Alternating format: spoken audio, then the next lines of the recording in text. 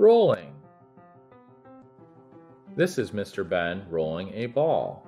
Look at his feet, his knees, his hips, his hand, and his arm. What equipment is needed? All you need for rolling is a ball. Let's learn the steps to rolling. Step 1. Start with your feet together. Step 2.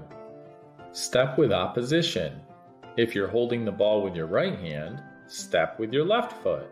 If you're holding the ball with your left hand, step with your right foot. Step 3. Bend your knees and hips to get low to the ground.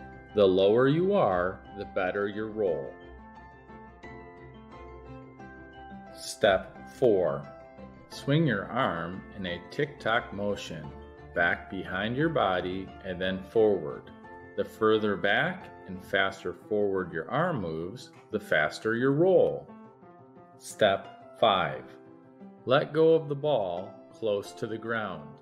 The closer to the ground, the smoother the roll.